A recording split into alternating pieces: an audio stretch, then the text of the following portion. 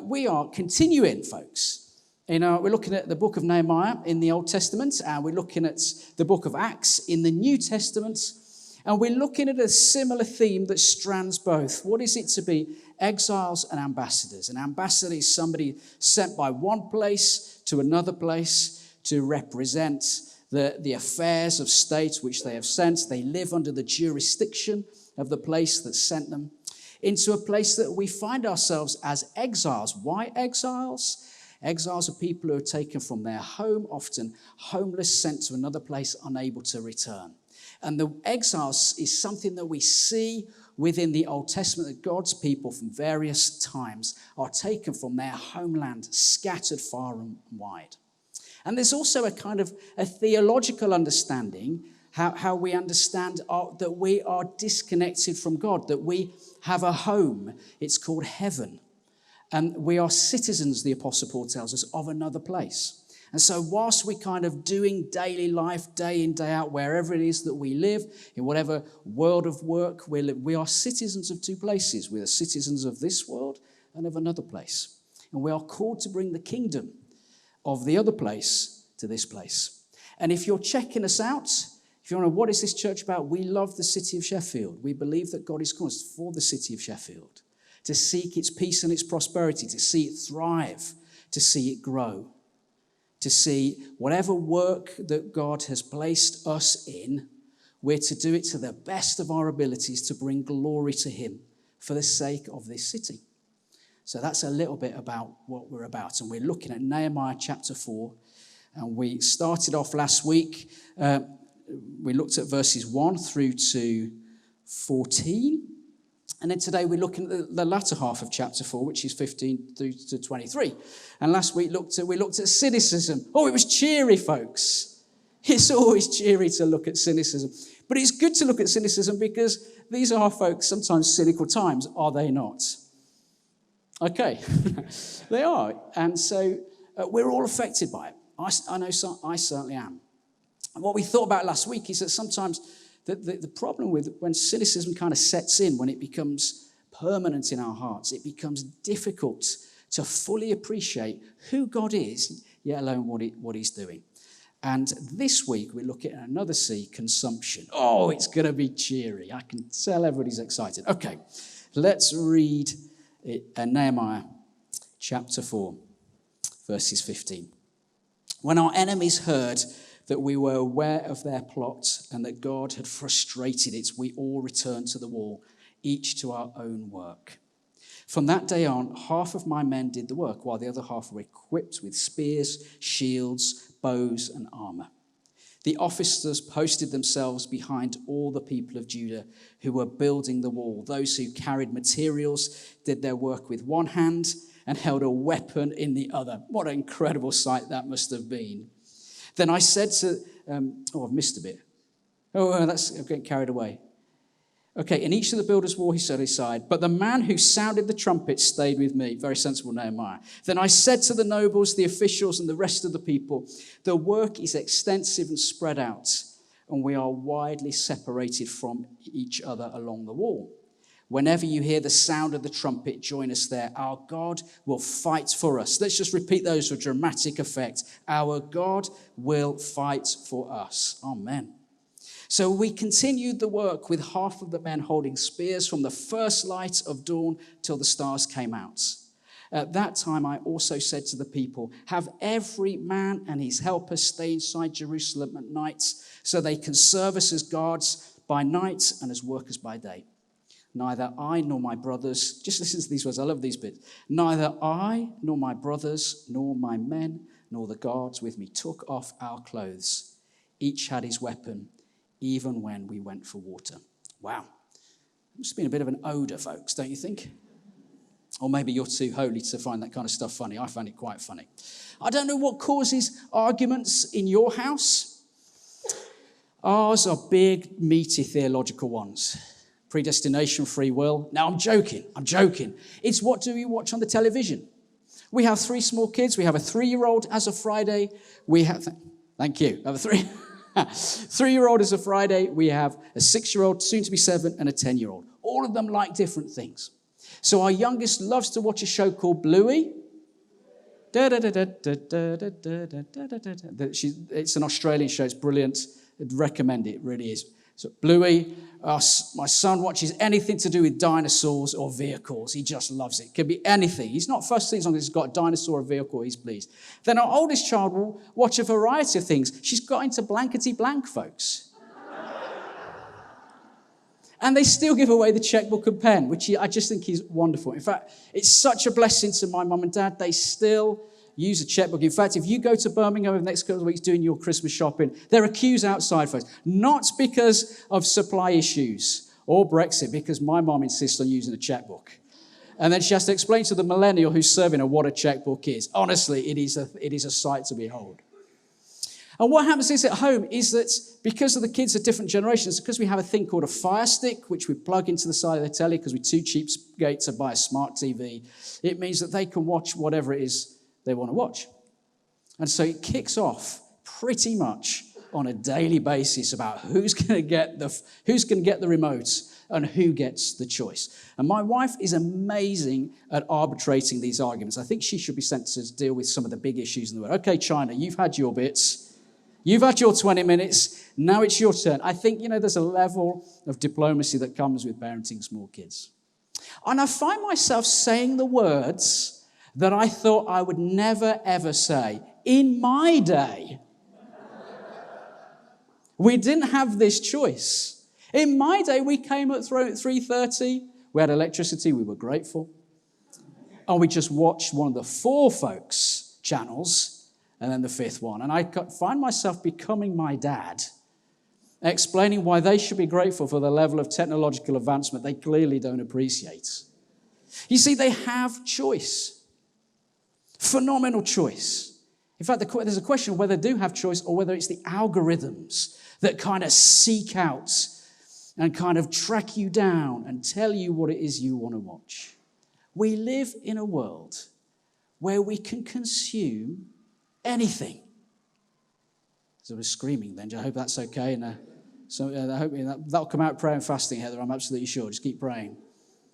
We live in a world where we can have multiple choice, where our children are discipled, our children experience the great level of choices that certainly I didn't have, and some of the generation amongst certainly didn't have. I spoke at the previous gathering at the 9 o'clock, and they certainly didn't have that level of choice. That level of consumption, choices, multiple choice. It strikes me that this is a fascinating part of Nehemiah chapter 4, where what we saw last week is a man called Sanballat, and we made the gag. I made the gag about him sound like an IKEA desk. Sanballat, it's a cheap gag, but it didn't work today. It kind of barely worked last time, but I thought I'd go for a cheap laugh. And Sanballat has a bit of a deal. He's a strategic politician. He's from Babylon. And he works for a man called Artaxerxes, who's the king of Persia. And what Sanballat has done is he's kind of formed an alliance with all the power people, the kind of political power shakers all around Jerusalem. And it's in his interests that Nehemiah's plans, Nehemiah has been a deep passion to rebuild Jerusalem's walls, knowing Jerusalem, the sacred, beautiful city, where God will host God's presence in the temple, lies in ruins. And when he first hears about that, he is bereft and heartbroken. And it kind of reminds us that the things that God often speaks to us with, that the things can break our hearts, that vision comes not necessarily from angels dancing on the duvet telling us to do something, but it can be the frustrations that things aren't happening, or it can be from a broken heart. And so Nehemiah wants to return. He's an ethnic Jew. He wants to go to his homeland. He wants to rebuild Jerusalem. And so he begins to do that. He begins to form teams. And the people that are rebuilding the wall, they're not necessarily expert builders. They're people they're Jewish people. They believe in the vision that God has given him. They believe in the prophecies that God will restore Israel, that God will restore Jerusalem, and his people will return there. So they get behind him. And at the start of chapter 4, we see something of the spiritual battle that we all face. That Sanballat comes along and his clever questions, 5 or 6 questions that he asks, seeks to undermine their identity, their calling, their purpose. It uses kind of a mockery, and it just undermines them. That kind of spiritual warfare, that spiritual reality that we face, that the devil we see in Scripture is known as the liar, the accuser. That the Bible gives us this framework of why things happen in the world around us, that there's an author of that, the enemy of God, and he comes to try to seek, to steal, to rob and destroy. And there's this moment when Nehemiah prays like crazy, and he encourages the people to fight for their families. And what happens is they hear that people are going to come like an insurgency and try and kill them. It must have been absolutely terrifying. But God breaks through. And then in what we've read today, there's this amazing reality for Nehemiah. He is a strategic genius. He was a slave guy who worked for King Artaxerxes, but yeah, he has these incredible skills, and he turns Jerusalem into a fortress. And he says to his people, you can't go home. You need to stay here, because he thinks if they go home, they might not come back, or they may be captured, so you stay here. He's like, every time you work with your trowel, you have your sword and your trowel. The sword and the trowel, it becomes, if you read through the scriptures, it becomes this motif of standing, experiencing great battles, but yet also doing the things that God wants us to do. C.H. Spurgeon, the famous Baptist, as well as Alan Ward, another famous Baptist, but one of the most famous Baptists, Spurgeon, wrote a number of books called The Sword and the Trowel. I don't know what happens to you. Certainly for me, when battles begin to come in my own life, I get very, very, very distracted. I don't know about you. When things become to press on my time, I can lose focus. I can begin to look at other things. I can become to get fearful or lose heart. I can become cynical. I can lose a sense of hope or that God's going to break through. I can easily get distracted one way or the other. And sometimes in battles, we can leave what it is we're doing altogether. You can experience such an intense battle that maybe for a season you decide not to go to church or not to go to home group because life is too intense. But Nehemiah doesn't do that. Nehemiah stays exactly doing what it is that he is called to do, which is to rebuild the wall, to carry on with the thing that God has tasked them and called them to do, but yet stay knowing that God is faithful and he'll bring breakthrough, but yet to be totally and utterly prepared to continue to build and yet get ready for battle. To continue to build and get ready for battle. You see, some of the stuff that we've talked about the last couple of weeks is that we believe that we're made in the image of God. We believe that's fallen and broken. One of the things that Jesus does is when we encounter him and restores us, he restores that image back to him. That we look in the mirror and kind of look and think, I think we're okay. Realize that God has a purpose for our lives. That's part of that calling is to represent God, to do things for us. It means when you go to work tomorrow, you're not there by accident. You're there as an ambassador. Why an ambassador? Because part of the calling of God is to represent him, because we bear his image. And what we see here is that Nehemiah says to his people, we are to continue to bear God's image. We are continue to do the things God's asked us to do, which is to rebuild the wall. And part of the way of doing that is to prepare for battle. So that's why they sleep with their swords. That's why they have a trowel in one hand, sword with the other. And that's why Nehemiah does not change his clothes for a long time. That's why they work round the clock. That's why they keep watch, because that's the call of God on their life. What is the thing that perhaps could most undermine our call as a church and as individuals to the city? It's consumerism. This year, our family and I went to Cornwall. We had a great time. And as we prepared to go on holiday, my wife encouraged me to take my phone and find the off button and turn it off. which I rarely ever do. We have a policy in our household. We don't have phones upstairs, no screens upstairs. We have a thing called an alarm clock. Used to have them in the 90s, do you remember? With a battery, and you flick. It's amazing, and it goes off at the time you want it to, unless you have a 6-year-old child who likes to change the time. And as I woke up a little bit earlier than I planned today, I thought, he's got me again. Cheeky what's it. So an extra 20 minutes with the Lord, which was very grateful at the time, folks, I'm not going to lie. We have certain points in the day where we put the phones away so we can be present at meal times and stuff like that.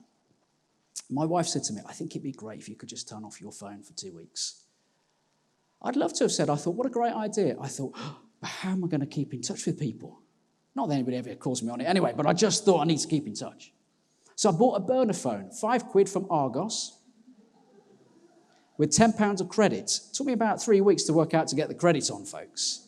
But I will say, one charge, it lasted about 6 weeks. Incredible. That will solve the ecological crisis right there. And what's amazing, when I turned it off, a sense of incredible freedom came over me. Honestly, it was just like growing up in the 90s again.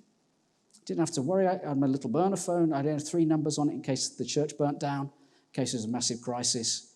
Somebody could call me. But otherwise, this phone was off.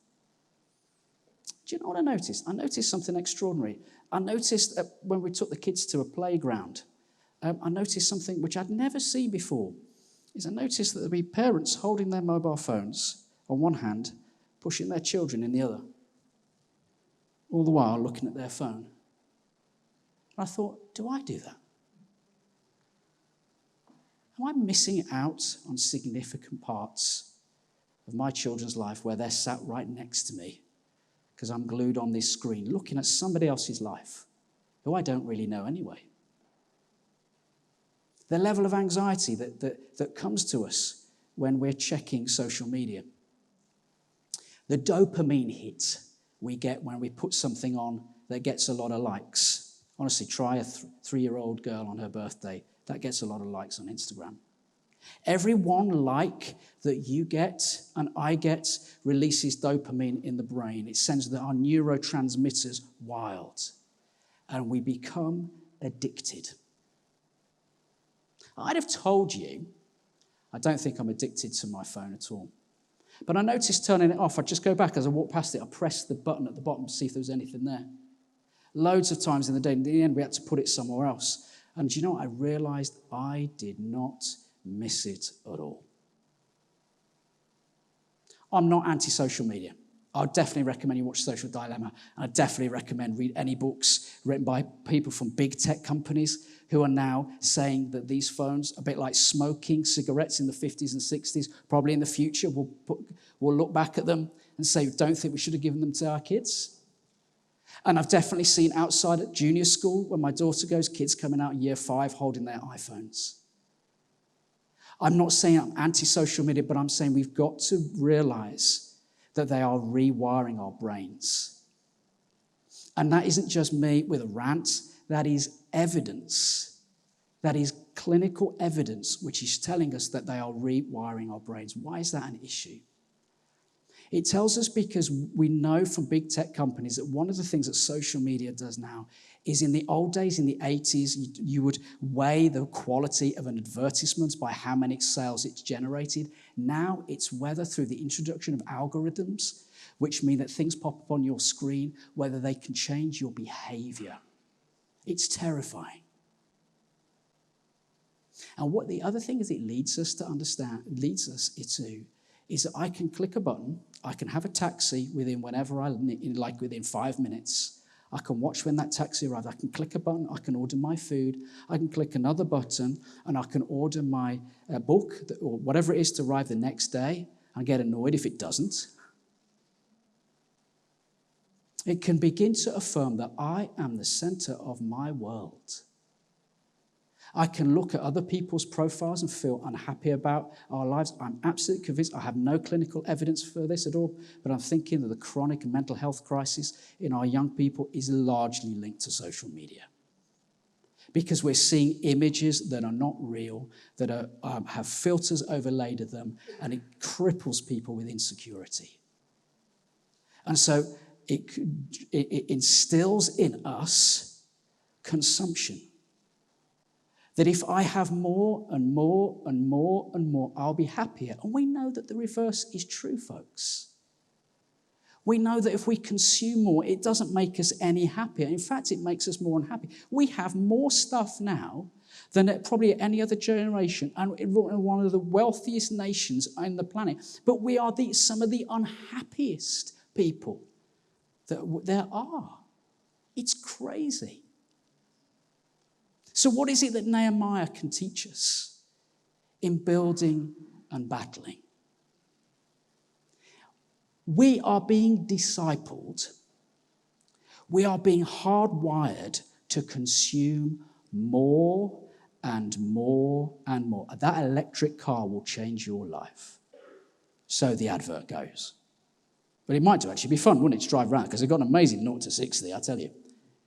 Or that Velux window and that fantastic kitchen. Or that fantastic sofa, or whatever it might be, because there is a story that is attached. You go to IKEA, those guys are clever. They make it smell nice, don't they? And it's not just selling products, it's selling a story, it's selling an identity. Every one of them has a name. You're given a name by God. Every product has a name, it has an identity. You buy that product, and it gives you that kind of attached identity. Consumption. And yet God says, I will give you everything that you need to build and to battle. Nehemiah tells us, building. Building is something that I am contributing to. So if you're checking this out, it's amazing to have. We've had loads of folks come join us over the last couple of weeks. And people are really complimentary about the teaching. I don't know why. Or they love the worship. I get that. But I'd say if you're coming here, you want to come to our church, don't come because Sam's cool and he's a great worship leader, which he is. There'll never be a Sam Watson experience here while I'm leading this church. There's no green room. There's no backstage VIP pass here, folks. Come because you want to build something for the city of Sheffield. Come not because you get excited or you get inspired for the week ahead. Come because you want to build something. Come because you want to contribute something to other people, make other people's lives better. Rock up to your 6 or your cluster with a heart that says, how can I serve you today? What can I bring to you today? How can I help you today?